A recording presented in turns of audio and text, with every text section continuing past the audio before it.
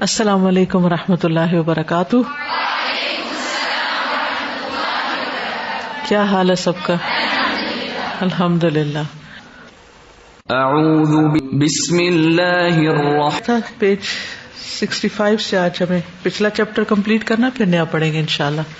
نحمده ونصلی علی رسولہ الکریم، اما بعد فاعوذ باللہ من الشیطان الرجیم. بسم اللہ الرحمن الرحیم. رب اشرح لی صدری ویسر لی امری واحلل عقدۃ من لسانی یفقہوا قولی. الثالث، نمبر 3، ان یحذر من امر بصرہ. ان یحذر کہ وہ ڈرے، من امر بصرہ اپنی آنکھ کے معاملے میں. فلا ينظر الی الحرام، پھر وہ حرام کی طرف نہ دیکھے. یعنی اس چیپٹر میں بات ہو رہی تھی نا کہ مختلف گناہوں کو چھوڑ دینا چاہیے. اب یہاں یہ بتایا جا رہا ہے کہ مختلف اعضاء سے جو مختلف گناہ ہوتے ہیں ان کو کس طرح چھوڑا جائے، وہ کیا گناہ ہوتے ہیں. تو جیسے آنکھ کی توبہ کیا ہے، یا آنکھ سے توبہ کیا ہے کہ آنکھ سے انسان حرام چیزیں دیکھنا چھوڑ دے. ولا الی الدنیا بعین الرغبۃ فیہا، اور نہ دنیا کی طرف دیکھے رغبت کی آنکھ سے، للچائی ہوئی آنکھ سے. یعنی دنیا والوں کو اچھے زیور، اچھے کپڑے، اچھے گھر، اچھی گاڑی، اچھی چیزوں کو حسرت کی نگاہ سے نہ دیکھے، کاش میرے پاس بھی یہ ہوں. کیونکہ اللہ تعالیٰ کے نزدیک دنیا کی قیمت مچھر کے پر برابر بھی نہیں. تو جس انسان کی نظر آخرت پر ہو جاتی ہے، جس کے دل میں آخرت کی محبت ہوتی ہے، پھر وہ دنیا کو ایک ضرورت تو سمجھتا ہے، لیکن دنیا سے مروب نہیں ہوتا، متاثر نہیں ہوتا، دنیا کے غم میں روتا نہیں، دنیا کے پیچھے نہیں بھاگتا. الرابع، ان یحذر من امر سمعہ فلا یستمع الی معصیۃ آلات طرب ولہو ولا الی کذب وغیبۃ. ان یحذر کہ ڈرے، من امر سمعہ اپنے کان کے معاملے میں، فلا یستمع تو نہ سنے، الی معصیۃ طرف گناہ کے، آلات طرب ولہو موسیقی اور لہو و لعب کے آلات کے. یعنی طرب ہوتا ہے، یعنی موسیقی مراد ہے. موسیقی اور لہو کے آلات جو ہیں ان کی طرف کان نہ لگائے. ولا الی کذب وغیبۃ، اور نہ جھوٹ اور غیبت کی طرف. دونوں ہی غلط ہے. بعض لوگ موسیقی کو تو حرام سمجھتے ہیں، یا لہو اور شغل کی باتوں کو تو غلط سمجھتے ہیں، لیکن غیبت، چغلی اور ان چیزوں کو وہ برا نہیں سمجھتے، اور ان میں بری طرح مبتلا ہوتے ہیں. یعنی ایک طرف وہ اتنا تقویٰ دکھاتے ہیں کہ اگر کوئی کان میں آواز پڑ جائے تو فوراً کان میں انگلیاں دے لیں گے، لیکن دوسری طرف وہی لوگ بیٹھ کے دوسروں کی بری باتیں مزے مزے سے سنیں گے. تو یہ دونوں ہی چیزیں حرام ہیں، دونوں ہی غلط ہیں. نمبر 5، الخامس، ان یحذر من امر یدہ اپنے ہاتھ کے معاملے میں ڈرے، محتاط رہے. فلا یمدھا الی الحرام تو اسے حرام کی طرف نہ بڑھائے. وانما یمدھا الی ما فیہ اور بے شک بڑھائے ان کو اس چیز کی طرف، فیہ طاعت اللہ عز وجل جس میں اللہ سبحانہ و تعالیٰ کی اطاعت ہے. یعنی اللہ کی اطاعت کے کاموں کی طرف تو اپنا ہاتھ بڑھائے، دوسروں سے تعاون کرے، اپنے ہاتھوں سے کام لے، لیکن غلط کاموں سے تعاون نہ کرے، غلط چیزوں کی طرف ہاتھ نہ بڑھائے. یعنی کسی کو مارے نہیں، کسی کو اذیت نہ دے، کوئی ایسی چیزیں نہ کرے جو حرام میں آتی، جیسے اسلحہ اٹھانا اور کسی کی طرف اس کا رخ کرنا، یا بلا وجہ کسی کو ڈرانا. السادس، نمبر 6، ان یحذر من امر قدمیہ اپنے پاؤں کے معاملے میں، اپنے قدموں کے معاملے میں ڈرے. فلا یمشی تو نہ چلے، بہما ان کے ساتھ، الی مواطن الملاہی ان جگہوں پر جو غافل کرنے والی ہیں. ملاہی لہو سے ہے، تو لہو وہ چیز ہوتی ہے جو انسان کو اپنے اندر اتنا مشغول کر لیتی ہے کہ باقی اہم امپورٹنٹ چیزوں سے اس کو غافل کر دیتی. والمعاصی اور نافرمانی والے کام، ان دونوں سے بچے. بل یمشی بہما بلکہ چلے ان کے ساتھ، الی المساجد مسجدوں کی طرف، والجہاد اور اللہ کے راستے میں جہاد کی طرف، ومواطن الطاعات اور اطاعت کی جگہوں کی طرف. یعنی اچھے کاموں کے لیے چل کر جائے، نیکی کے کاموں کی طرف، لیکن برے کاموں کی طرف نہ جائے. السابع نمبر 7 ان يحذر من امر قلبه، اپنے دل کے معاملے میں بھی محتاط ہو. بعض اوقات ہم ظاہری کام تو بڑے اچھے کر لیتے ہیں، لیکن دل میں کس قسم کے خیالات ہیں کسی کو نہیں پتہ چلتا، اس لیے وہ کھچڑی اندر ہی اندر پکتی رہتی ہے. تو اس کی طرف بھی توجہ کرنی ہوگی، وہ اپنا محاسبہ خود کرنا ہوگا. فَيُطَهِّرَهُ مِنَ الْعَدَاوَةِ الدُّنْيَوِيَّةِ، فَيُطَهِّرُهُ پس پاک کرے اس کو، من العداوتی دشمنی سے، الدنیاویہ دنیاوی، والبغض اور بغض سے، من اجل الدنیا دنیا کی خاطر، یعنی دنیا کی خاطر عداوت اور بغض نہ رکھے. وَيُطَهِّرُهُ مِنَ الْحَسَدِ اور پاک کرے اس کو حسد سے، وسائر الآفات اور ساری آفتوں سے، یعنی اپنے دل کو دوسروں کے بارے میں برے گمان اور حسد اور دشمنی اور بغض سے، کینے سے پاک رکھے. وَيَجْعَلُ فِيهِ الشَّفَقَةَ اور ڈالے اس میں شفقت، والنصیحت اور خیر خواہی، والحب اور محبت، فی اللہ اللہ کی خاطر، والبغض فی اللہ اور بغض اللہ کی خاطر، یعنی اپنے دل کو صاف رکھے بری چیزوں سے اور سجائے اچھی چیزوں سے. نمبر 8 الثامن ان يحذر من امر طاعته اپنی اطاعت کے معاملے میں بھی ڈرے، اپنی اطاعت کے معاملے میں بھی محتاط رہے. فَيَجْعَلُهَا خَالِصَةً لِوَجْهِ اللَّهِ عَزَّ وَجَلَّ تو کر دے اس کو خالص اللہ کے چہرے کی خاطر، یعنی جو بھی نیکی کا کام کرے صرف اللہ کی خاطر کرے، کسی کو خوش کرنے کے لیے یا کسی کی توجہ حاصل کرنے کے لیے یا کسی کی نظروں میں اچھا بننے کے لیے نہیں، بلکہ صرف اور صرف اپنے رب کو خوش کرنے کے لیے، کیونکہ سب سے زیادہ حق اس کا ہم پر ہے اور اس نے ہمیں پیدا ہی اپنی عبادت کے لیے کیا ہے، اور عبادت صرف وہ قبول ہے جو اللہ کی رضا کے لیے کی جائے. وَيَجْتَنِبُ الرِّيَاءَ وَالسُّمْعَةَ اور اجتناب کرے، بچے ریاکاری سے اور شہرت سے، شہرت اور دکھاوے سے بچے. ٹھیک ہے، کچھ کہنا چاہیں گے ورنہ آگے چلیں گے؟ اتنا سمجھ میں آ گیا کہ ان کا سوال یہ ہے کہ بغض کس طرح دور کریں اپنے دل کے اندر سے، کس طرح کسی کی غلطیوں کو معاف کریں. جس سے آپ دیکھیے کہ جب آپ کام کرتے ہیں تو آپ کو اریزر کی ضرورت ہوتی ہے، پینسل سے کام کرتے ہیں، انک ریموور کبھی استعمال کیا آپ نے، وائٹنر استعمال کیا، وہ کیوں کرتے ہیں؟ کیا چیز مٹاتے ہیں؟ جو انوانٹیڈ چیزیں ہوتی ہیں، جو آپ کی تحریر کو، آپ کے کام کو خوبصورت نہیں رہنے دیتی یا غلط ہو جاتی ہیں، تو ان کو مٹانا چاہیے نا. بالکل اسی طرح انسانوں کے ساتھ تعلقات میں کچھ ہم سے غلطیاں ضرور ہو جاتی ہیں، نہ چاہتے ہوئے بھی. بعض اوقات ہم ٹھیک کر رہے ہوتے ہیں اور دوسرا اس کو غلط سمجھ رہا ہوتا ہے. اب جب وہ غلط سمجھتا ہے تو وہ اس کا ری ایکشن کیا ہوتا ہے؟ وہ بھی غلط ہو جاتا ہے، جس کے نتیجے میں ہمیں چوٹ لگتی ہے، ہم ہرٹ ہوتے ہیں. جب ہرٹ ہوتے ہیں تو ہمارے اندر ایک غم اور دکھ کا احساس بھر جاتا ہے، پھر وہ ہم اس کو جانے نہیں دیتے، اریز نہیں کرتے، اس پہ وائٹر نہیں لگاتے، اس کو کیا کرتے ہیں ادھر ہی پکا رکھتے ہیں. وہ آہستہ آہستہ جو ہے نا وہ بڑھنا شروع ہو جاتا ہے، اور بڑھتے بڑھتے وہ اتنا پکا ہو جاتا ہے زخم یا اس کا داغ کہ پھر جب کبھی وہ شخص سامنے آتا ہے یا اس کا خیال ہمیں آتا ہے تو ہم دکھی ہو جاتے ہیں، کبھی رونے بھی لگتے ہیں. تو یہ ہمارے اپنے ہی لیے نقصان دہ ہوتا ہے. ایسی چیزیں ابتدا میں ہی ان کو ختم کرنے کی کوشش کرنی چاہیے، یعنی بجائے اس کے کہ وہ پکی ہو، رنگ پکا ہو جائے، گاڑھا ہو جائے ان کا، اور پھر اس کے بعد آپ انہیں دھونے کی کوشش کریں تو بہت مشکل ہو جائے گا. چھوٹی چھوٹی چیزیں جو ہیں روزمرہ زندگی میں جو پیش آتی ہیں، اپنے بچوں کی طرف سے، شوہر کی طرف سے، بہن بھائیوں کی طرف سے، دوستوں کی طرف سے، کولیگز کی طرف سے، جس کے ساتھ بھی ہمارا معاملہ واسطہ ہو، اس سے جو بھی حرکت ایسی ہو جائے جو ہمیں پسند نہ آئے تو اس کو وہیں صاف کر دے، ڈیلی ریموو کرے، پھر انشاءاللہ ٹھیک ہو جائے گا. اب کچھ چیزیں پکی ہو گئی، پرانی ہو چکی ہیں، تو اس کا بھی حل یہ ہے کہ ہم ان لوگوں کے احسانات کو یاد کریں. دیکھیے اگر کسی نے ہمارے ساتھ اچھا نہیں کیا ہوتا تو اس کی کچھ اچھائیاں بھی ہوتی ہیں، کیونکہ جب بھی دو طرفہ انسانی تعلقات ہوتے ہیں تو اس میں ایک شخص صرف برا نہیں ہوتا. یہ تو ہو سکتا ہے کہ 60-40 کوئی 60% اچھا ہے اور کوئی 60% برا ہے، لیکن 100% کوئی اچھا اور 100% کوئی برا نہیں ہوتا.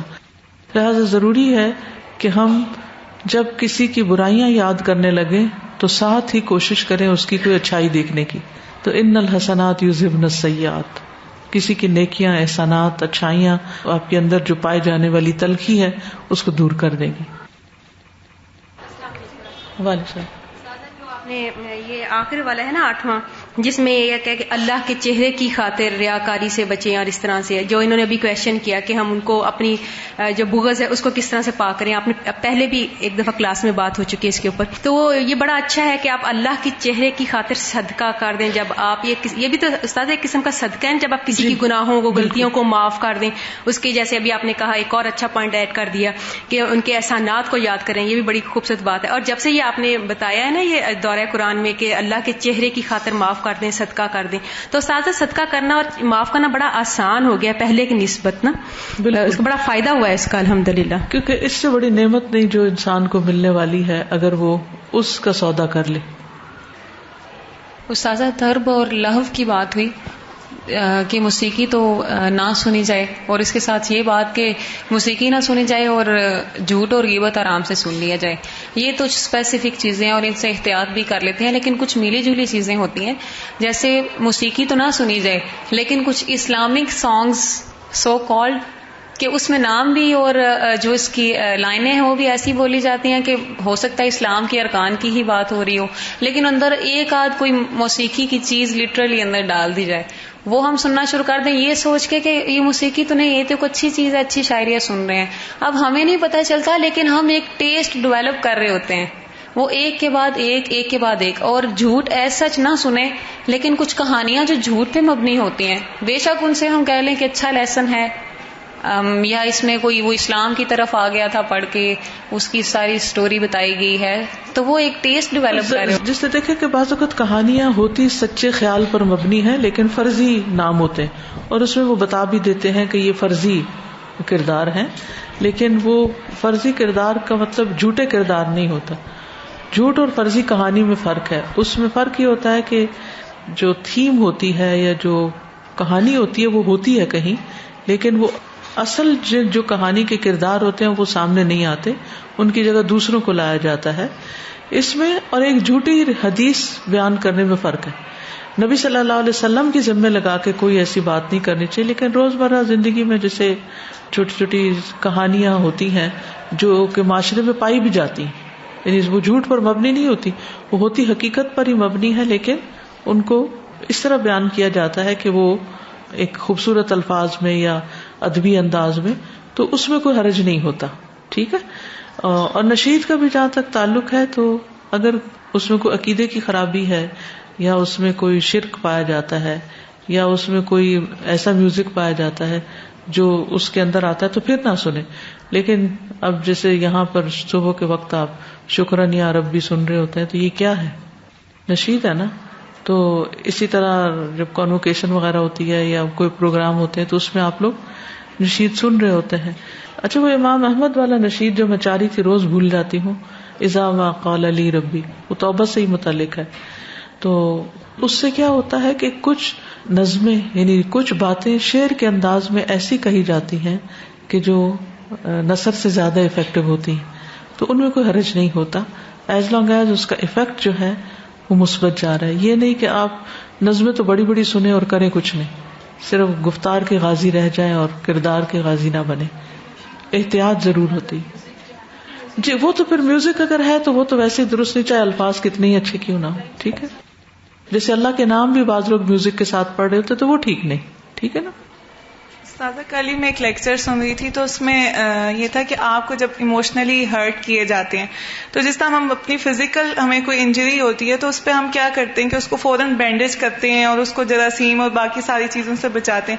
لیکن ایسا نہیں ہوتا. جب ہم ایموشنلی ہرٹ ہوتے ہیں تو ہم واپس، اگر آپ کو کوئی انجری ہوتی ہے تو آپ چھری لے کے واپس اس جگہ کو کھرچتے نہیں ہیں کہ آپ اس کو زخم کو مزید گہرا کریں، بلکہ آپ اس کو بینڈیج کرتے ہیں، اس کو کرتے ہیں. لیکن جب آپ ایموشنلی ہرٹ ہوتے ہیں تو آپ واپس اس کو کھرچ کے اتنا گہرا کر دیتے ہیں کہ پھر آپ کو وہ اور مزید ہرٹ کرتا ہے. تو اس لیے ضروری ہوتا ہے کہ آپ اپنے جو اس کا ذکر کم سے کم کریں تو آہستہ آہستہ مٹ جاتا ہے، پھر ختم ہو جاتا ہے. بعض لوگ کہتے ہیں نہیں اس کو سنانے تو یہ اپنے دل کی بھڑاس نکال لے، لیکن وہ ہوتا کیا ہے کہ اس سے اور زیادہ اس کو شے ملتی ہے. دوسرے جب ہمدردی کرتے ہیں تو اپنے آپ کو اور سچا ثابت کر کے پھر دوبارہ شروع کر دیتا ہے، پھر ہر ایک سے شروع کر دیتا ہے. تو صبر جو ہے کڑوا تو ہوتا ہے لیکن اس کے بعد انسان چین میں آ جاتا ہے کڑوی دوائی پی کے. اور تو نہیں کوئی؟ جی بولیے. السلام علیکم. یہ جو معاف کرنے کی بات ہے نا، تو اگر انسان اپنی غلطیوں کو یاد کر لے اور یہ سوچے کہ اللہ تعالیٰ بھی مجھے معاف کر دیں گے تو بہت آسان ہو جاتا ہے. جیسے حضرت ابوبکر صدیق رضی اللہ عنہ کے بارے میں قرآن مجید میں آتا ہے کہ الا تحبون ان یغفر اللہ لکم. تو وہ مطلب اپنی جو غلطی ہوتی ہے نا انسان کی، بہت کی ہوتی ہیں ظاہر ہے غلطیاں، تو اگر ہم چاہتے ہیں کہ اللہ ہم کو معاف کر دیں وہ غلطیاں، تو ہم بھی پھر لوگوں کو آسان ہو جاتا ہے. بالکل. اور میرا کوشچن ہے استاذہ کہ البغض فی اللہ جو ہے یہ کس حد تک یعنی جائز ہے، یا جس طرح سے ہم نے ایک جگہ پہ کام بھی کرنا ہو اور پھر ہمیں پتہ بھی ہو کہ دین کو نقصان پہنچ رہا ہے کسی کے کام سے، تو پھر ہم کس حد تک بغض رکھ سکتے ہیں؟ بغض تو یہ کہ جو اللہ کی خاطر جن سے محبت ہوتی ہے ان سے بغض نہیں ہوتا. جی. ان کی جو غلطیاں ہوتی ہیں ان کی اصلاح کی کوشش کی جاتی ہے. بغض ہوتا ہے جو اللہ کے دشمن ہوں، ان کے ساتھ اللہ کے دشمن ہوں، اللہ کے ساتھ صریح اور اللہ اعلان شرک کر رہے ہوں، یا لوگوں کو شر کی طرف بلا رہے ہوں، یا غلط کام اعلانیہ طور پر ایسے کر رہے ہوں کہ جس سے دوسرے لوگوں کے بھٹکنے اور گمراہ ہونے کا اندیشہ صرف ان سے ہوتا ہے. ٹھیک. استاذہ پہلے جب کبھی بھی میں حضرت ابوبکر کے بارے میں یا حضرت عمر رضی اللہ عنہ کے بارے میں سنتی تھی کہ ان کے بارے میں ایسی حدیث ہے نا حضرت عمر کے بارے میں کہ اگر ایک شخص کے بارے میں کہا جائے کہ وہ جہنمی ہے تو ان کو لگے گا کہ میں ہی ہوں. اور ادھر بھی ہے پوائنٹ نمبر 4 میں حضرت ابوبکر کے بارے میں کہ اگر میرا ایک پاؤں اندر ہو جنت کے اور ایک باہر ہو تو میں اس وقت تک بھی چین سے نہیں بیٹھوں گا. تو مجھے بڑی حیرت ہوتی تھی کہ اتنے نیک ہونے کے باوجود ان کو یہ کیسے ہوتا تھا ڈرنا، کیونکہ ہم تو دراصل نیک اپنے آپ کو سمجھ کے اور پھر جنتی فوراً اپنے آپ کو سمجھنے لگتے.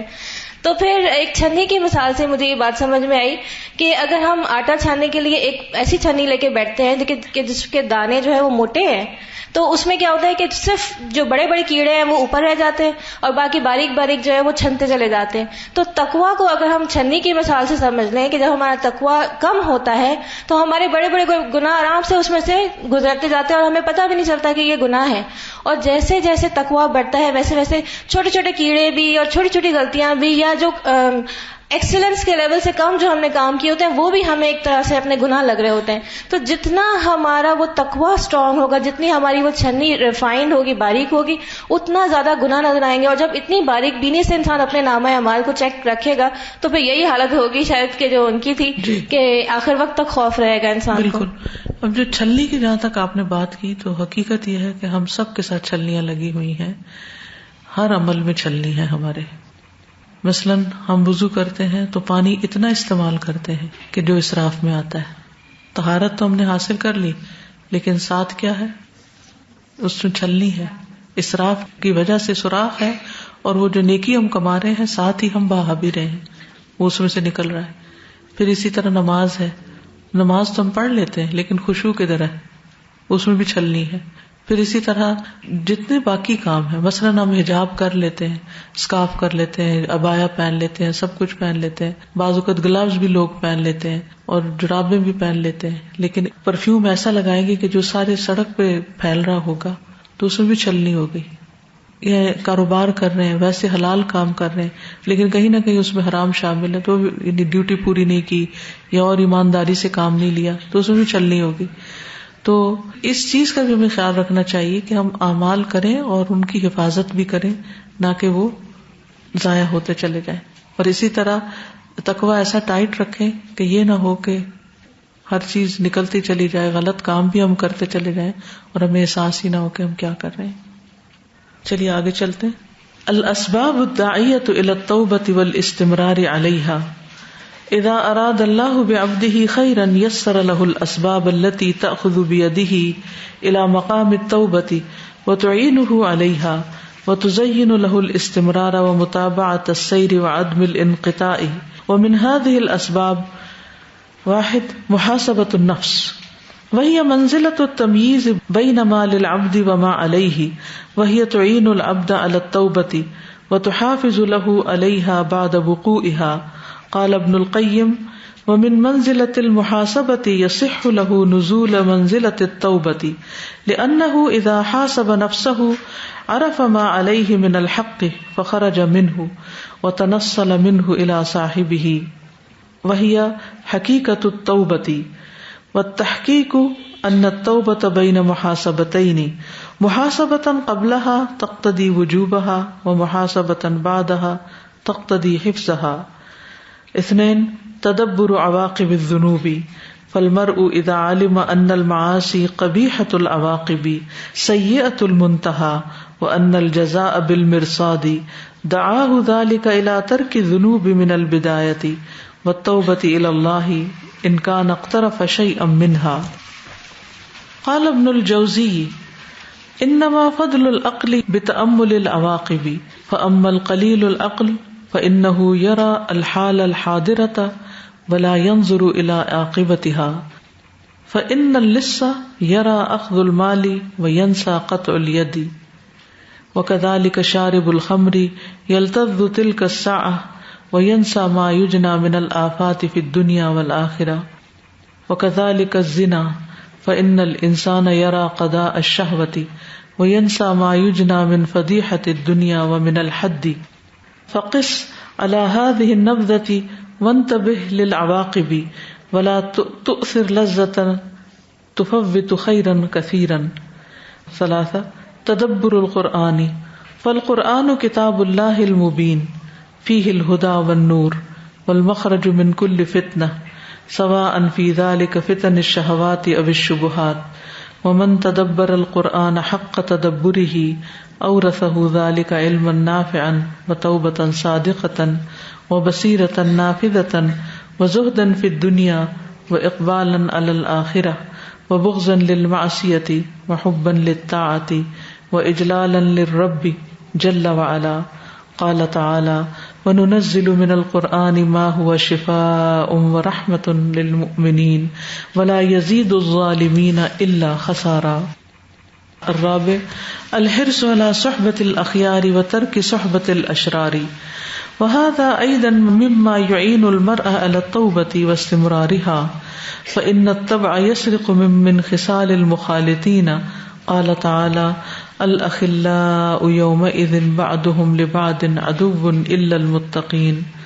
وقال النبي صلى الله عليه وسلم المرء على دين خليله فلينظر أحدكم من يخالل. 5 ومن أسباب استمرار التوبة مفارقة موضع المعصية، وذلك إذا كان وجوده فيه سببا في وقوعه في المعصية مرة أخرى. قال تعالى ألم تكن أرض الله واسعة فتهاجروا فيها. 6 ومن أسباب استمرار التوبة ذكر الله تعالى ودعاؤه واستغفاره، فإن الذكر حياة القلوب والدعاء صلاح المؤمن والاستغفار من دلائل التوبة والإنابة، وكل ذلك يوقظ القلب وينبهه ويطرد عنه واردات القسوة والغفلة والتعلق بالدنيا. 7 ومن أسباب استمرار التوبة قصر الأمل وذكر الموت، وكذلك تذكر منازل الآخرة من زيارة القبور وتشييع الجنائز، وكلها أمور تعمل على يقظة القلب وعدم غفلته. 8 ومن أسباب استمرار التوبة تحري الحلال في المأكل والمشرب والملبس والمركب وفي كل شيء. 9 ومن الأسباب كذلك التخلص من المحرمات الظاهرة بإتلافها مثل المسكرات، مسكرات یا مسکرات دونوں ہو سکتے ہیں، وآلات اللہو والصور والأفلام المحرمة والقصص الماجنة والتماثيل والدش وغیر ذلك. وہ اسباب جو توبہ کی طرف دعوت دیتے ہیں اور توبہ پر قائم رکھتے ہیں. جب اللہ تعالیٰ کسی بندے کے ساتھ بھلائی کا ارادہ رکھتا ہے تو اس کے لیے وہ اسباب آسان کر دیتا ہے جو اس کا ہاتھ تھام کر توبہ کے مقام تک لے جاتے ہیں. جب اللہ کسی کے ساتھ بھلائی کا ارادہ کرتا ہے تو اللہ تعالیٰ اس کو توبہ تک لے جاتے ہیں، اس کے لیے توبہ آسان کر دیتے ہیں. وہ اسباب اس پر اس کی مدد کرتے ہیں، اس کے لیے اس بات کو مزین کرتے ہیں کہ اس پر قائم رہے اور مسلسل چلتا رہے اور کٹ کر نہ رہ جائے. اور ان اسباب میں سے کچھ یہ ہیں. نمبر 1 اپنے نفس کا محاسبہ کرنا. نفس کا محاسبہ کیا کہتے ہیں اس کو؟ Self analysis. اور یہ مقام ہے اس بات میں فرق کرنے کا کہ بندے کا کیا حق ہے، اس پر کیا ذمہ داری ہے. یہ چیز بندے کو توبہ کرنے پر مدد کرتی ہے. اور اس کے لیے توبہ واقع ہونے کے بعد اس پر قائم رہنے میں حفاظت کرتی ہے. ابن قیم کہتے ہیں محاسبہ کے مقام میں سے یہ ہے کہ اس کے لیے توبہ کے مرتبے پر نازل ہونا درست ہو، کیونکہ جب وہ اپنے نفس کا محاسبہ کرے گا وہ پہچان لے گا کہ اس کے اوپر کیا حق ہے تو وہ اس سے نکل جائے گا، اور وہ حق اس سے نکل کر اس کے اصل مالک کی طرف چلا جائے گا. یہ ہے توبہ کی حقیقت. تحقیق کہ توبہ دو محاسبوں کے درمیان ہے. ایک تو توبہ سے پہلے کا محاسبہ جو توبہ واجب ہونے کا تقاضا کرے، ایک اس کے بعد محاسبہ جو توبہ کو محفوظ رکھنے کا تقاضا کرے. یعنی دو محاسبے، کرنے سے پہلے بھی اور بعد میں بھی. نمبر 2، گناہوں کے انجام پر غور کرنا. تو جب آدمی جان لے گا کہ نافرمانیوں کی سزا قبیح ہوتی ہے، یعنی بہت بری ہوتی ہے، اور اس کا انجام برا ہوتا ہے، اور بدلہ وہی ہوگا جو گھات لگائے ہوئے آدمی کا ہوتا ہے، تو یہ چیز شروع سے ہی اسے گناہوں کو چھوڑنے کی طرف دعوت دے گی. اور اگر اس نے کسی گناہ کا ارتکاب کیا ہے تو اللہ کی بارگاہ میں توبہ کرنے کی طرف دعوت دے گی. ابن جوزی کہتے ہیں عقل کی برتری انجاموں پر غور کرنے کے ساتھ ہے، یعنی دور اندیشی کے ساتھ ہے. البتہ جو کم عقل ہوتا ہے وہ موجودہ صورتحال کو دیکھتا ہے اور اس کے انجام کو نہیں دیکھتا. جو چور ہے وہ مال چھیننے کو دیکھتا ہے اور ہاتھ کے کٹنے کو بھلا دیتا ہے. اسی طرح شراب پینے والا وہ اس وقت تو لطف اٹھاتا ہے اور وہ بھول جاتا ہے جو وہ دنیا اور آخرت میں آفات کی فصل کاٹے گا. اسی طرح بدکاری کا حال ہے، انسان اپنی شہوت کو پورا کرنے کی طرف دیکھتا ہے اور اس کو بھلا دیتا ہے جو وہ دنیا میں بے عزتی اور حد کے قائم ہونے کی فصل کاٹے گا. اس تھوڑے سے بیان پر باقی کو بھی قیاس کر لو اور انجام کے لیے متنبہ ہو جاؤ، اور ایسی لذت کو ترجیح نہ دو جو بہت سی بھلائی سے محروم کر دے. نمبر 3، قرآن میں غور کرنا. قرآن اللہ کی روشن کتاب ہے، اس میں ہدایت اور نور ہے اور ہر فتنے سے نجات کا بیان ہے. برابر ہے کہ اس میں خواہشات کے فتنے ہوں یا شکوک و شبہات کے فتنے ہوں، اور جو قرآن میں ایسا تدبر کرتا ہے جیسا کہ اس کا حق ہے تو یہ بات اس کو مزید نفع مند علم، سچی توبہ اور نافذ ہونے والی بصیرت، دنیا میں بے رغبتی، آخرت کی طرف توجہ دلانے، نافرمانی سے نفرت اور اطاعت سے محبت اور اللہ کی تعظیم عطا کرتی ہے. اللہ تعالیٰ نے فرمایا اور ہم قرآن میں سے وہ نازل کرتے ہیں جو ایمان والوں کے لیے شفا اور رحمت ہے اور ظالموں کو خسارے کے سوا کسی چیز میں زیادہ نہیں کرتا. نمبر 4، نیک لوگوں کی صحبت کی حرص اور برے لوگوں کی صحبت کو چھوڑ دینا. اور یہ چیز بھی انسان کو توبہ کرنے اور اس پر قائم رہنے میں مدد دیتی ہے. بے شک طبیعت مل جل کر رہنے والوں کی خصلتوں اور عادتوں کو کچھ نہ کچھ چوری کر لیتی ہے. اللہ تعالیٰ کا فرمان ہے سب دلی دوست اس دن ایک دوسرے کے دشمن ہوں گے سوائے متقین کے. اور نبی صلی اللہ علیہ وسلم نے فرمایا آدمی اپنے دوست کے دین پر ہوتا ہے، بس اسے غور کرنا چاہیے کہ وہ کس سے دوستی کر رہا ہے. نمبر 5، اور توبہ کے قائم رہنے کے اسباب میں سے ایک یہ ہے کہ نافرمانی کی جگہ کو چھوڑ دینا. یہ اس وقت ہے جب اس جگہ میں انسان کا ہونا دوبارہ اس نافرمانی میں گرفتار ہونے کا سبب بنے. اللہ تعالیٰ نے فرمایا کیا اللہ کی زمین وسیع نہ تھی کہ تم اس میں ہجرت کر جاتے. نمبر 6، اور توبہ کے قائم و دائم رہنے کے اسباب میں سے ایک یہ ہے اللہ تعالیٰ کا ذکر کرنا، اس سے دعا کرنا، اس سے استغفار چاہنا، کیونکہ ذکر دلوں کی زندگی اور دعا مومن کا ہتھیار ہے، اور استغفار توبہ اور عاجزی کے دلائل میں سے ہے. یہ سب چیزیں دل کو بیدار کرتی ہیں، اس کو متنبہ کرتی ہیں، اس سے دل کی سختی، غفلت کے حملوں اور دنیا کے ساتھ وابستگی کو دور کرتی ہیں. نمبر 7، توبہ کے قائم رہنے کے اسباب میں سے ایک یہ ہے آرزوؤں کا کم کرنا اور موت کو یاد کرنا. اسی طرح آخرت کی منزلوں کو یاد کرنا، قبروں کی زیارت کرنا، جنازوں کے پیچھے جانا. یہ سب ایسے کام ہیں جو دل کو بیدار کرنے کا کام کرتے ہیں اور اس کو غافل نہیں ہونے دیتے. نمبر 8، اور توبہ کے قائم رہنے کے اسباب میں سے ایک یہ ہے کھانے پینے میں، لباس میں، سواری میں اور ہر چیز میں حلال کو کوشش سے حاصل کرنا. نمبر 9، اور اس کے اسباب میں سے یہ ہے کہ ظاہری حرام چیزوں کو تلف کر کے ان سے گلو خلاصی کرانا، جیسے نشہ آور چیزیں، موسیقی کے آلات، تصاویر، حرام فلمیں، گھٹیا واقعات، کہانیاں، ڈرامے، ڈش اور دیگر چیزیں. اب ترجمہ دیکھیے. الاسباب، اسباب، الداعیہ، دعوت دینے والے، الی التوبہ، توبہ کی طرف، والاستمرار علیہا، اور اس پر قائم رہنا، استمرار یعنی باقی رہنا، یعنی وہ اسباب جو توبہ کی طرف دعوت دیتے ہیں اور بندے کو توبہ پر قائم رہنے میں بھی مدد دیتے ہیں.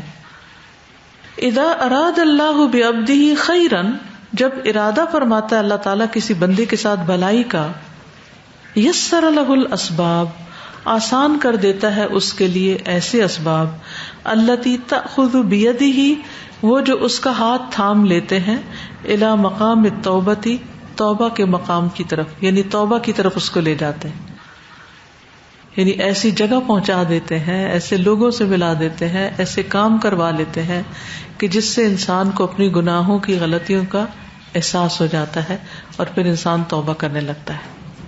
یہ اللہ تعالیٰ کا بندے کے ساتھ خاص احسان ہوتا ہے. ورنہ انسان اگر ایک ایسے ماحول میں جہاں ہر ایک غلط کر رہا ہے تو پھر اس کا نقصان کیا ہوتا ہے؟ انسان اپنی غلطی کو دیکھ ہی نہیں پاتا، کیونکہ اندھیرے میں تو کچھ نظر نہیں آتا، تو وہ پھر روشنی میں آ جاتا ہے، ایسی جگہ پہنچ جاتا ہے جہاں اس کو اپنی چھوٹی چھوٹی غلطیاں بھی نظر آنے لگتی ہیں. مثلاً آپ خود اکیلے گھر میں کیسے بھی نماز پڑھتے ہو، لیکن اگر آپ کہیں کسی مسجد میں یا حرم میں یا کہیں بھی دوسروں کو نماز پڑھتے ہوئے دیکھتے ہیں، ان کو رکوع سجدہ اچھا کرتے ہوئے، ان کو خشوع و خضوع سے پڑھتے ہوئے، تو آپ کو اپنی نماز کیسے لگتی؟ اس کی غلطیاں نظر آنے لگتی.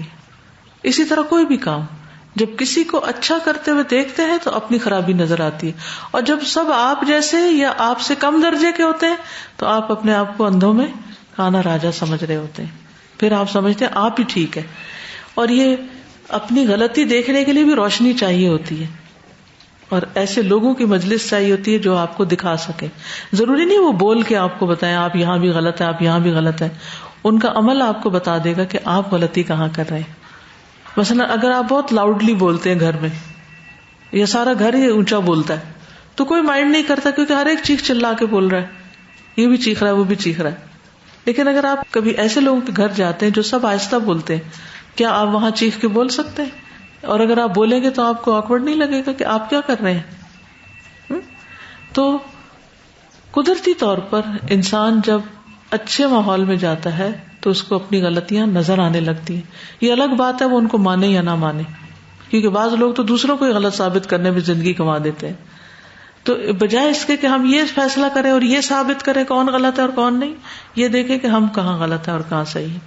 اور اس کے لیے اللہ تعالیٰ ہر ایک کو موقع عطا کرتا ہے، ایسے آئینے دکھاتا ہے. اس کو پہلے بھی میں نے بتایا تھا کہ اس کو الہدیٰ البیانیہ کہتے ہیں، یعنی اللہ سبحانہ وتعالیٰ بندے کو جب ہدایت دینا چاہتا ہے تو مختلف چیزیں ایسی دکھاتا رہتا ہے کہ جس سے اس کو سمجھ آ جاتی کہ اوہ میں غلط ہوں، چاہے وہ اس کے اندر سے خیالات ہوں چاہے باہر سے آثار ہوں. جیسے حضرت ابراہیم علیہ السلام کو اللہ تعالیٰ نے ہدایت دی تھی، وَلَقَدْ آتَيْنَا إِبْرَاهِيمَ رُشْدَهُ مِنْ قَبْلُ، اس سے پہلے ہی سمجھداری عطا کی تھی.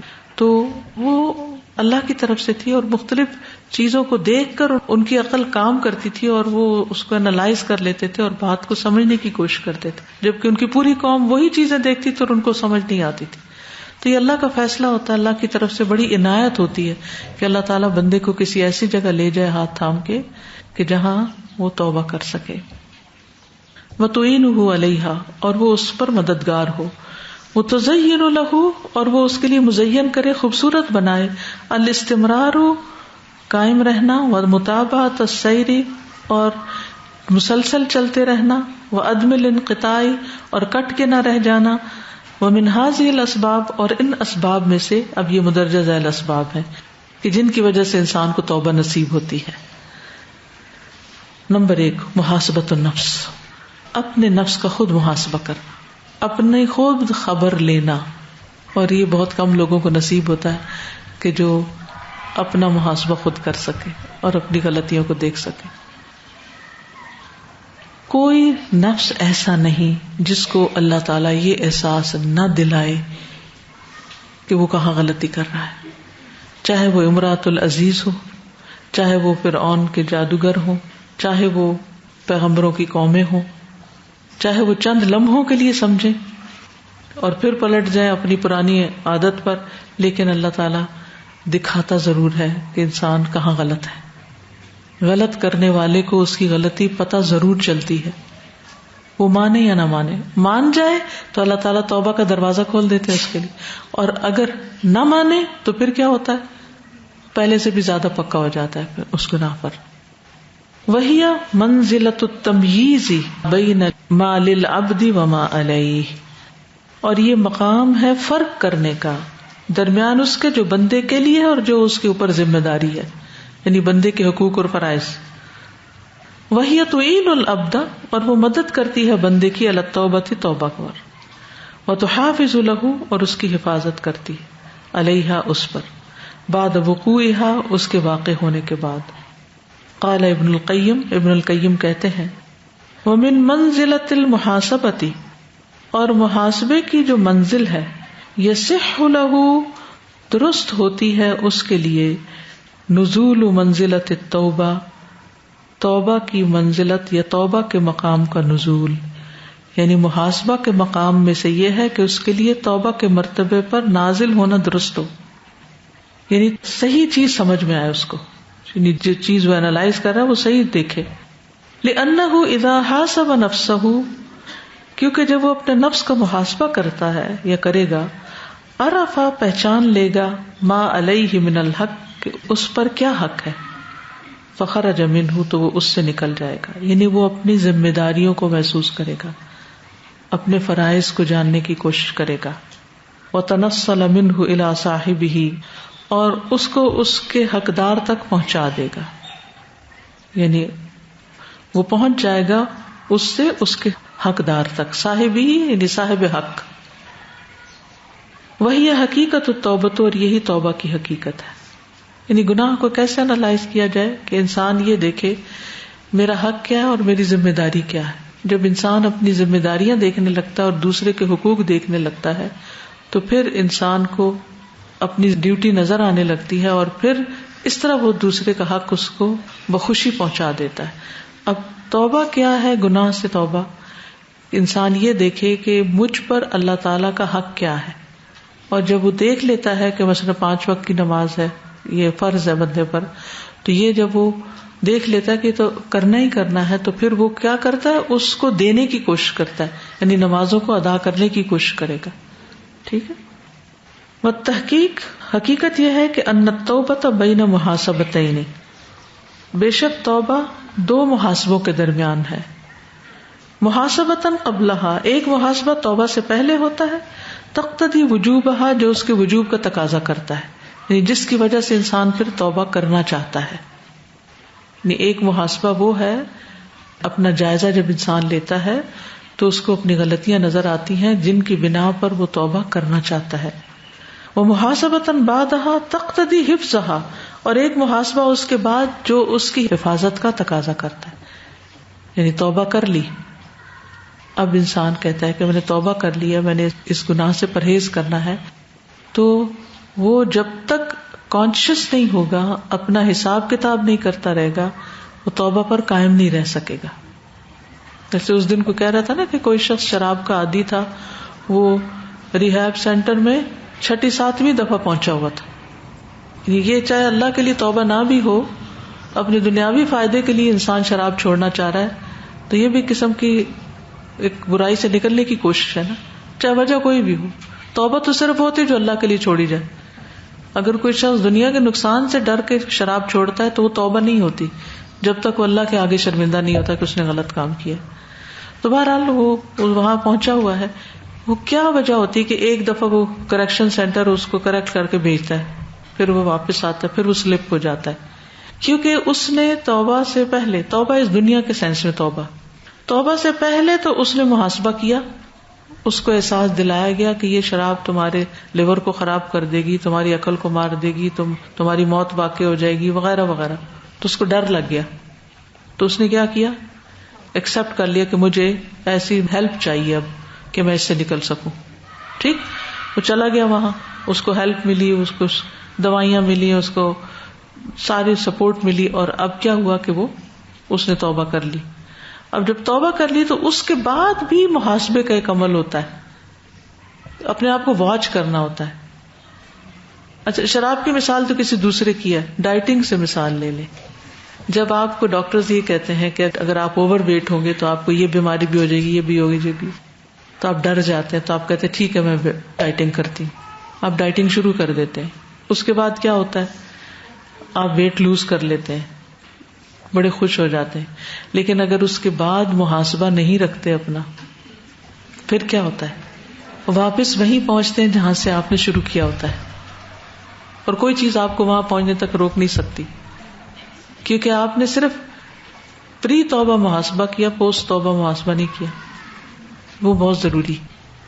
تو اصل توبہ یہی ہے، اور اللہ کا فضل اس پہ ہوتا ہے کہ جو اللہ تعالیٰ اس کو غلطی پہلے بھی دکھاتا ہے اور بعد میں پکا بھی رہنے کی توفیق دیتا ہے. سچی توبہ، پکی توبہ، جس کو پکی توبہ کہتے ہیں. نمبر 2، تدبر عواقب الذنوب، غور کرنا گناہوں کے نتائج پر. عواقب ہوتا ہے بعد میں آنے والی چیز.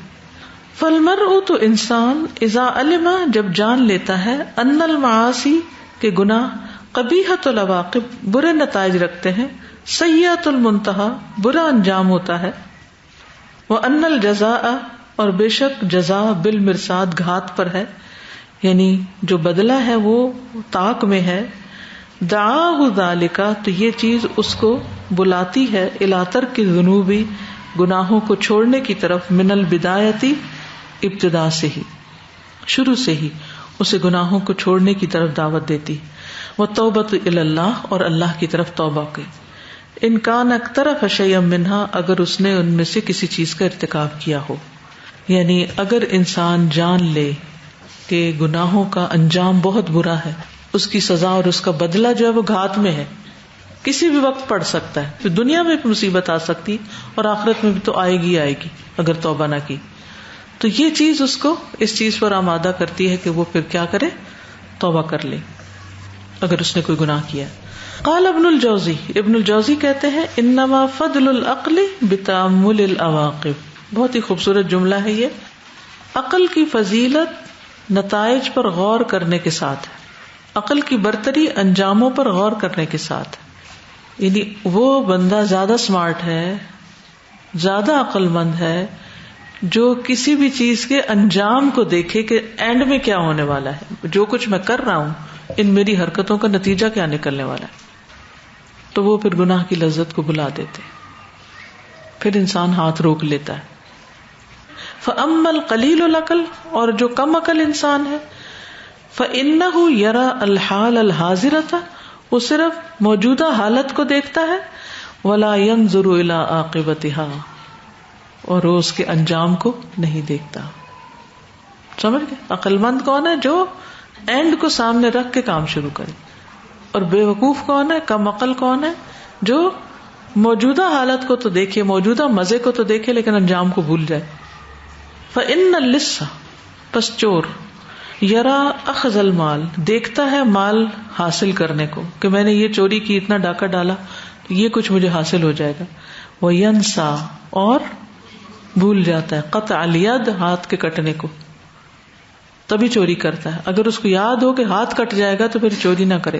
وَكَذَلِكَ شَارِبُ الْخَمْرِ، اسی طرح شراب کا پینے والا، یلتذ، لذت پاتا ہے، تلک الساعۃ، اس گھڑی، وَيَنْسَى، اور بھول جاتا ہے، مَا يُجْنَى مِنَ الْآفَاتِ فِي الدُّنْيَا وَالْآخِرَةِ، جو وہ چنے گا آفتوں میں سے دنیا اور آخرت کی، یعنی جو اس کا انجام ہونے والا ہے دنیا اور آخرت میں، اس کو بھول جاتا ہے. وَكَذَلِكَ الزِّنَا، یہی حال زنا کا ہے. فَإِنَّ الْإِنسَانَ، تو بے شک انسان، یرا، دیکھتا ہے، قضاء الشہوۃ، خواہش کا پورا ہونا، وَيَنْسَى، اور بھول جاتا ہے، مَا يُجْنَى، جو چنے گا یا چنا جائے گا، من فضیحت الدنیا، دنیا کی رسوائی میں سے، ومن الحد، اور حد میں سے. فقس علی ہذہ النبذۃ، تو قیاس کر لو اسی بیان پر، یعنی انہی باتوں سے، انہی مثالوں سے سمجھ جاؤ. وانتبہ للعواقب، اور انجام پر متنبہ ہو جاؤ، انجام کے لیے خبردار ہو جاؤ. ولا تؤثر لذتا، اور نہ ترجیح دو ایسی لذت کو، تفوت خیرا کثیرا، جو بہت سی خیر سے محروم کر دیتی ہے، بہت سی خیر کو فوت کر دیتی ہے. تو دوسرا پوائنٹ کیا ہے؟ کیا چیز انسان کو توبہ کرنے پر اکساتی ہے؟ انجام پر غور و فکر، کہ میرا بنے گا کیا، میرا ہوگا کیا. اور یہ ایک حقیقت ہے، جب بھی کوئی گناہ نہ چھوڑا جا رہا ہو، کوئی بھی چیز، تو اس کے انجام، اس کی سزا کو یاد کر لیں کہ اینڈ آف دا ڈے کیا ہوگا. اور جب انسان کو وہ یاد آ جائے، مثلا ماں باپ کی نافرمانی ہے، یا اسی طرح جھوٹ بولنا ہے، یا چغلی کرنا ہے، کوئی بھی چیز انسان وقتی فائدے کی خاطر یا وقتی مزے کی خاطر وہ کر جاتا ہے لیکن انجام نہیں دیکھتا. اگر کسی کی بھی کوئی بھی بری عادت ہے اور اس کو پتا ہے، کیونکہ کئی لوگ یہ کہتے ہیں ہم اپنی بری عادتوں سے بہت تنگ ہیں لیکن سمجھ نہیں آتی کیسے چھڑائیں، تو یہاں وہی ٹپس دی جا رہی ہے کہ کیسے چھڑائیں. اور ان میں سے کیا ہے؟ محاسبت النفس، اور اپنے اس گناہ کے انجام کو، نتیجے کو دیکھنا. شیطان انسان کے انجام کو مزین کر دیتا ہے، کچھ نہیں ہوتا، اللہ بڑا غفور رحیم ہے، کیا ہوا، سب لوگ ایسے ہی کر رہے ہیں، فلاں کے ساتھ کیا ہوا، اس کو تو کچھ بھی نہیں ہوا، اس نے ایسے ایسے بڑے کرائم کیے ہوئے. لیکن اس کا جب تک انجام آئے گا پتہ نہیں ہم زندہ ہوں گے کہ نہیں. کئی لوگ ایسے ہوتے ہیں کہ جو مجرم ہوتے ہیں اور ان کو ڈیل ملی بھی ہوتی اور وہ غلط سے غلط کام کیے چلے جا رہے ہوتے، تو بعض اوقات لوگ ان کو دیکھ کے سوچتے ہیں کہ یہ بھی تو اتنے غلط کام کر رہے ہیں اور ان کو تو کوئی نقصان نہیں ہوا، تو ہمیں بھی کچھ نہیں ہوتا، ہم بھی کرتے ہیں، ہم بھی ان جیسے بن جاتے ہیں، وہ کتنی موج کر رہے ہیں. لیکن ہو سکتا ہے کہ ان کے برے کاموں کا انجام بعد میں آئے جب آپ زندہ ہی نہ ہوں، اور آپ بھی ان کے نقش قدم پر چل کے مصیبت کا شکار ہو جائے. کیونکہ اللہ سبحانہ وتعالیٰ بعض اوقات مجرموں کو ڈھیل دیتا ہے. اللہ کی ڈھیل سے بے خوف نہیں ہونا چاہیے، اللہ کی پکڑ سے بے خوف نہیں ہونا چاہیے. جی سورۃ الملک میں آتا ہے نا کہ وقالوا لو كنا نسمع ونعقل ما كنا في اصحاب السعير. بالکل، کہتے کاش ہم سنتے یا جانتے تو آگ میں جلنے والوں میں شامل نہ ہوتے. سر ویسے ایک چیز سمجھ میں آ رہی تھی کہ جیسے مارکیٹنگ میں ایک ہوتا ہے شارٹ ٹرم اپروچ اور لانگ ٹرم اپروچ. تو جو شارٹ ٹرم اپروچ ہوتی ہے وہ یہ ہوتی ہے کہ جو جیسے سیلس کا جو پرسن ہے وہ یہ دیکھے گا کہ مجھے کتنی نمبر آف کارز بیچنی ہے اور ابھی میں کتنی بیچ دوں. اور جو لانگ ٹرم اپروچ ہے جو مارکیٹنگ کا ہے وہ یہ دیکھے گا کہ مجھے کلائنٹس کتنے بنانے ہیں، تاکہ لانگ ٹرم میں کلائنٹ زیادہ کام آتے ہیں نا. اور ایک دفعہ اگر آپ نے کوئی چیز بیچ دی تو پھر تو تھوڑے عرصے بعد وہ آپ کے واپس نہیں آئیں گے کلائنٹس. لیکن جو مارکیٹنگ کے تو وہ یہ ہے کہ بالکل انجام دے. نمبر 3، تدبر القرآن، قرآن میں غور و فکر کرنا. فالقرآن کتاب اللہ المبین، پس قرآن اللہ کی روشن کتاب ہے. فیہ الہدی والنور، اس میں ہدایت اور نور ہے. والمخرج من کل فتنۃ، اور ہر فتنے سے نکلنے کا راستہ ہے، نجات ہے. سواء فی ذلک فتن الشہوات او الشبہات، برابر ہے خواہ وہ شہوات کے فتنے ہو یا شبہات کے. شہوات خواہشات اور شبہات شک. ومن تدبر القرآن، جس نے قرآن میں تدبر کیا، حق تدبری، اس کے تدبر کا جو حق ہے، اورثہ ذلک علما نافعا، تو حاصل کرے گا علم نافع، وتوبۃ صادقۃ، اور سچی توبہ، وبصیرۃ نافذۃ، اور نافذ ہونے والی بصیرت، یعنی ایسی بصیرت جو فائدہ مند ہے. وزہداً فی الدنیا، اور دنیا سے بے رغبتی. واقبالاً علی الآخرہ، اور آخرت کی طرف متوجہ کرنے والی چیز. وبغضاً للمعصیہ، اور گناہ کے لیے بغض. وحباً للطاعہ، اور طاعت کی محبت. واجلالاً للرب، اور رب کی بزرگی اور تعظیم. جل وعلا، جو بہت بزرگی اور بلندی والا ہے. قال تعالی، اللہ تعالیٰ کا فرمان ہے، وَنُنَزِّلُ مِنَ الْقُرْآنِ مَا هُوَ شِفَاءٌ وَرَحْمَةٌ، اور ہم اتارتے ہیں قرآن میں سے جو شفا اور رحمت ہے. للمؤمنین، مومنوں کے لیے. ولا یزید الظالمین الا خسارا، اور نہیں اضافہ کرتا ظالموں کو سوائے خسارے کے. کہ ہوتے ہیں ایک اس سے فائدہ اٹھانے والے اور ایک اس سے نقصان اٹھانے والے. فائدہ کون اٹھاتے ہیں؟ جو اس کو پڑھیں، اس پر ایمان لائیں، اس کو سمجھیں اور اس کے مطابق عمل کریں. اور خسارہ پانے والے کون؟ کہ جو پڑھیں، سمجھیں اور پھر اس پر عمل نہ کریں. تو ایسے لوگ ظالم ہیں، اپنی جان پر بھی ظلم کرتے ہیں اور دوسروں کے لیے بھی بری مثال بن کے ظلم کرتے ہیں. نمبر 4، الحرص علی صحبت الاخیار وترک صحبت الاشرار، اس بات کی حرص رکھنا کہ نیک لوگوں کی صحبت نصیب ہو اور چھوڑ دینا برے لوگوں کی صحبت کو. وہذا ایضا مما یعین المرء علی التوبۃ واستمرارها، اور یہ چیز بھی بندے کو توبہ اور اس کے اوپر قائم رہنے پر مددگار ہوتی ہے. فإن الطبع يسرق من خصال المخالطین، کیونکہ طبیعت چوری کر لیتی ہے عادتیں ان لوگوں کی جن سے وہ مل جل کے رہتا ہے، مخالطین جن کے ساتھ ملا جلا رہتا ہے. یعنی آپ جن لوگوں میں اٹھتے بیٹھتے ہیں ان کا طرز کلام، ان کا طرز سوچ، ان کی چال ڈھال، ان کی عادتیں، ان کی پسند ناپسند کہ بہرحال کچھ نہ کچھ اس میں سے لے لیتے ہیں. وہ آپ کے اوپر اثر انداز ہو جاتا ہے. اب بعض اوقات وہی کھانے لگتے ہیں جو وہ کھا رہے ہوتے ہیں، وہی پہننے لگتے ہیں جو وہ پہن رہے ہوتے ہیں. میجورٹی کو آپ دیکھیں تو وہ کس کو فالو کر رہی ہوتی ہے؟ لوگوں کو فالو کر رہی تھی. وہ اپنی عقل سے نہیں دیکھتے کہ صحیح کیا ہے اور غلط کیا ہے، وہ یہ دیکھتے ہیں کہ لوگ کیا کر رہے ہیں. قال تعالی، اللہ تعالیٰ کا فرمان ہے، الاخلاء دلی دوست، یومئذ اس دن، بعضهم لبعض عدو، ان میں سے بعض کے دشمن ہوں گے، الا المتقین سوائے متقی لوگوں کے، تقوی والوں کے.